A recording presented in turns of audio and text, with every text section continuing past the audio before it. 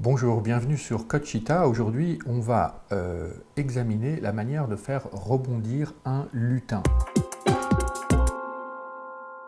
Qu'est-ce que c'est qu'un lutin? Un lutin, c'est un objet graphique. On appelle ça un lutin parce qu'on l'a traduit tel quel de l'anglais sprite. Dans l'univers du jeu vidéo, y compris en France, on parle plus facilement de sprite que de lutin. Mais on va garder ce terme puisqu'on fait du Scratch. Alors, faire rebondir un lutin, c'est assez simple en Scratch parce que Scratch dispose de fonctionnalités en fait déjà très développées pour pouvoir faire ça. Donc je vais démarrer Scratch, ce qui n'est pas fait là. Hop. Voilà mon petit Scratch qui arrive. Alors pour faire rebondir quelque chose, on va peut-être pas prendre un chat, parce que c'est peut-être pas la chose la plus rebondissante, encore que. On va supprimer ce petit chat avec la touche droite de votre souris, supprimer, et on va aller chercher un lutin. Je vais prendre la balle de basketball. Voilà, là j'ai une belle balle de basketball. Donc comment est-ce qu'on la fait rebondir? Eh bien c'est assez simple. Ce que je veux donc, c'est que cette balle, elle se promène, et puis quand elle touche un bord, elle rebondit à gauche, à droite, etc., comme une balle qui serait un peu prisonnière dans une boîte. Donc il me faut démarrer le programme Scratch. Donc on le fait en général toujours avec ce petit drapeau ici. Quand je clique sur le drapeau vert là-haut, je vais démarrer le programme. Et mon programme va consister à mettre en mouvement la balle. Donc je vais avancer de 10 pour faire avancer la balle. Donc si je lance ce petit programme, eh bien vous voyez simplement que la balle se met à bouger, ce qui n'est pas forcément très intéressant. Donc ce qu'il faut, c'est mettre cette fonction, cette instruction dans une boucle pour que cet avancement se déroule de manière perpétuelle.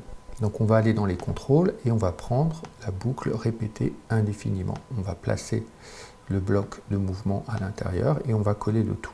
Là, si on essaye, on a bien une balle, mais elle se déplace horizontalement et dès qu'elle arrive au bord, rien ne se passe. Donc ce qu'il faut, c'est qu'on vérifie que lorsque la balle arrive au bord, elle rebondisse. Donc on a de la chance parce que dans les mouvements, on a une condition qui s'appelle rebondir si le bord est atteint. Donc je vais un peu grossir pour que vous voyez mieux. Voilà. Rebondir si le bord est atteint. Donc on va placer ça dans la boucle et là on va retester cette petite animation. Donc je remets ma balle au bon endroit. Alors une petite astuce pour remettre sa balle au bon endroit, on va la placer là où on veut qu'elle soit au départ et puis vous voyez ici, on va prendre cette instruction, aller à X en abscisse et Y en ordonnée, et je vais le mettre au tout début de mon programme. C'est-à-dire que même si j'arrête mon programme n'importe où, la balle est ici. Dès que je vais démarrer mon programme, la balle va aller se replacer exactement ici, donc à peu près ici, au centre, là où je l'avais prévu. Hop, vous voyez. Voilà, là j'ai ma balle qui fait bien un aller et un retour, donc elle rebondit. Mais elle rebondit à mon sens pas de manière naturelle, au sens où je ne m'attends pas à ça, je voudrais simuler plutôt une vraie balle rebondissante plutôt qu'un objet qui se déplace latéralement et qui rebondit entre deux murs. Donc je vais tricher d'une certaine manière en orientant l'angle de la balle au démarrage pour que la direction que va prendre la balle ne soit pas une direction purement horizontale, mais soit déjà une petite direction de diagonale. Donc c'est assez simple, je vais prendre cette instruction tourner de 15 degrés et je vais le placer en fait au tout début de mon programme. Ce qui fait que quand je lance le programme, eh bien ma balle commence par tourner de 15 degrés et ensuite elle commence à se déplacer et donc du coup va faire plus des rebonds plus naturels comme je l'attendais. Alors le problème, c'est qu'à chaque fois que je vais démarrer le programme, elle va faire exactement le même chemin. Donc là encore, je peux tricher pour simuler quelque chose de plus naturel et je vais aller dans les opérateurs et je vais prendre un nombre aléatoire.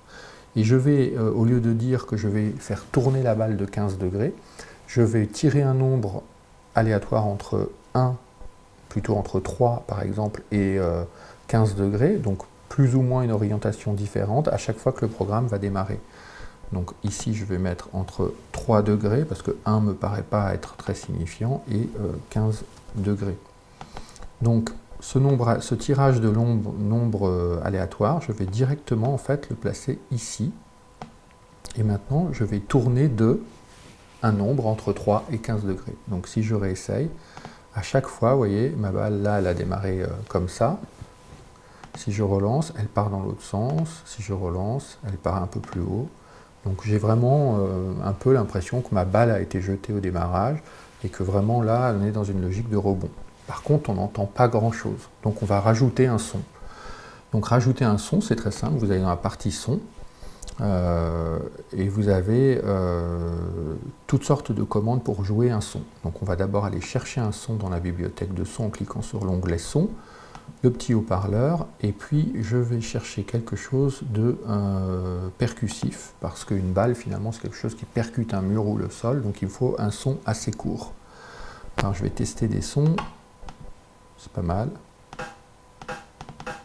Ouais. Allez, on va prendre le snare, donc la caisse claire de la batterie.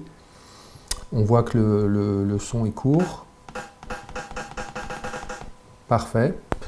Donc je repars dans mes scripts et je vais jouer le son, en fait, à chaque fois que la balle rebondit. Ça ne marche pas. Pourquoi?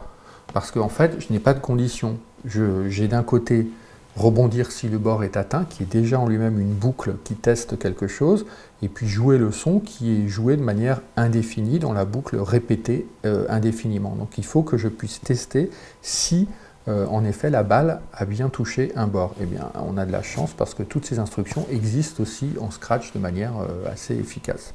Donc il me faut d'abord un contrôle, et ce contrôle c'est un contrôle conditionnel. Si ma balle rebondit, alors il se passe quelque chose. Donc ce n'est pas si ma balle rebondit que je vais prendre, c'est si ma balle touche le bord. Donc si on va dans les mouvements, ici, vous avez...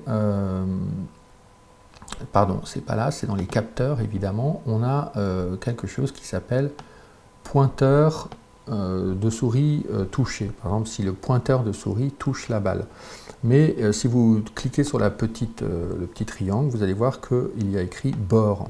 Donc on choisit bord et on va dire si le bord est touché, alors jouez le son. Voilà, et on ajoute cette condition à la boucle indéfinie. Ah. Par contre, vous voyez que ça ne fonctionne pas toujours, on n'entend pas tout le temps le son. Pourquoi ? Mais en fait, si vous regardez l'algorithme qu'on vient de créer, on va d'abord faire rebondir la balle et après on va jouer le son. Ça nous paraît tout à fait logique puisque quelque part, si on observait une balle en train de rebondir contre un mur, ben, dès qu'elle touche, on tape des mains. Donc c'est notre logique à nous. Par contre, la logique de l'ordinateur est un peu différente. Qu'est-ce qui se passe ici? C'est que la boucle avance de cette manière-là, il avance de 10 pixels la balle, et puis ensuite, il la fait rebondir si elle touche le bord. Et ensuite, elle va vérifier qu'elle touche le bord. Or, ces deux séquences, qui nous paraissent quasiment simultanées, ne le sont pas en réalité pour l'ordinateur. Et ce qu'il fait, c'est qu'il fait d'abord rebondir la balle, et après, il va vérifier si la balle touche le bord. Et ça n'arrive que de façon un peu hasardeuse, selon la vitesse à laquelle le programme se déroule.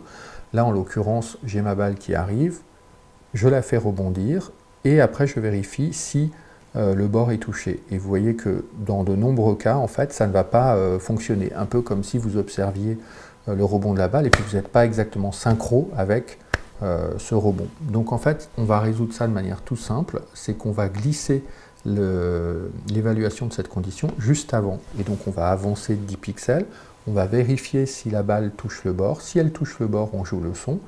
Et ensuite, si elle touche en effet le bord, eh bien elle va rebondir. Et de cette manière-là, on est sûr que le son sera tout le temps joué. Essayons.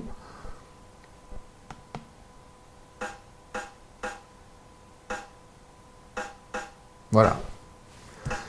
Et bien voilà, vous avez un moyen assez simple, un petit algorithme très simple qui vous permet de faire rebondir une balle de manière quasiment naturelle et avec un son. Donc à vous après d'imaginer quelque chose de plus complexe ou de légèrement différent. Si vous voulez qu'on revienne dessus et que on discute d'un programme plus compliqué, eh bien, n'hésitez pas à me le faire savoir via toujours la même adresse, soit sur Facebook, soit sur Twitter, Codechita. Et si vous voulez connaître la suite des petits programmes Scratch que je vous prépare, eh bien, n'oubliez pas de vous abonner. Voilà, à bientôt.